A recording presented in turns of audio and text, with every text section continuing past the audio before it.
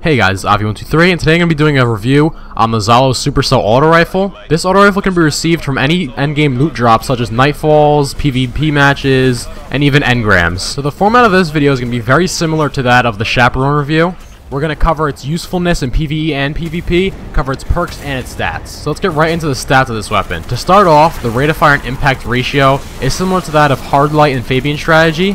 This middle tier of rate of fire and impact is favorable to a lot of people, including myself. The base stability and range on this weapon start out pretty poor, but both of those stats can be boosted by perks later on. Although the perks in this weapon don't seem to remedy the recoil that much, as the recoil pattern stays pretty bouncy and unpredictable no matter what perks you choose. Moving on from there, the reload on this weapon is very good to start off with, and the magazine size is slightly above average also. Just based on the stats of this weapon, it seems like a pretty middle tier auto rifle, although in certain circumstances that will change very much. So now onto the perks of this weapon. The first perk automatically unlocked in this weapon is aptly named Zhalo Supercell and says that it has a chance to chain lightning between enemies when damaging one enemy. This will be extremely useful when you're fighting big hordes of enemies in PvE encounters. For the ballistics on this weapon, you have a choice between CQB ballistics, smart drift control, and aggressive ballistic. I like to use aggressive ballistics on this weapon because, as we'll talk about later, it's more of a PvE suited weapon, and for me, I like to get the highest impact possible on guns that I'm using for PvE purposes. The next perk is Persistence, which states that it gets more accurate the longer you hold the trigger down. The usefulness of this perk is debatable, but from what I've seen, it just increases the bullet magnetism on your projectiles the longer you hold down the trigger, which is always nice to have. The next column of perks gives you three choices between Hammer Forge, which increases your range, Rifled Barrel, that increases your range but also slows down your reload, and Braced Frame, which increases your stability by a lot but reduces your magazine size. Honestly, it's been hard to choose between these three because they're all very useful, but from my experience, I really like to run Braced Frame in PvP and Rifled Barrel in PvE. Now for the last perk, and quite possibly the best perk in this skill tree, which is called Bolts from the Blue,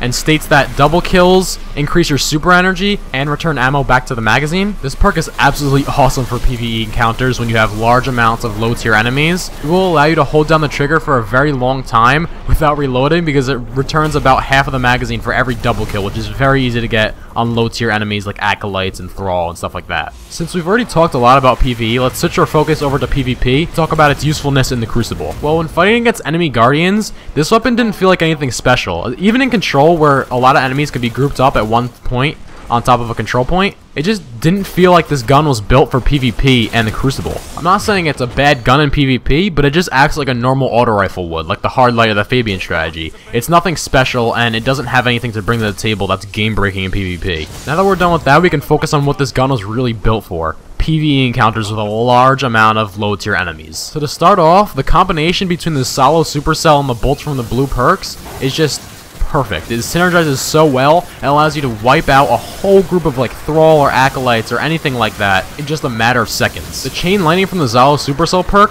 helps you get more double kills, which in turn helps you get more chain lightning onto other enemies and just keeps on refilling your mag, and it's awesome. It helps you build your super as well, and it works so well. Additionally, the Persistence perk works pretty well together with the Bolts from the Blue perk as well. Since you're always going to be returning ammo back to the magazine, you're always going to be holding down the trigger, which in turn just gives you more bullet magnetism or accuracy, or however you want to put it. And if that wasn't enough to take in, the Zhalo Supercell is actually the only elemental primary in Year 2 currently. Now, it'll probably change soon with the release of the heroic version of the raid, but right now is the only elemental primary, and this weapon deals arc damage, great against Knight and Captain Shield. So as it stands right now, for endgame activities such as raids and Nightfall strikes, the Zhalo Supercell is probably one of the best options to choose to take up your exotic slot. I'm not over-exaggerating at all. You guys will see in the gameplay that this weapon can get pretty insane at times. I had a war in the Dreadnought, and I just did not let go of the trigger. It was just continuous death coming to all of the hive enemies. But on the other hand, in the Crucible,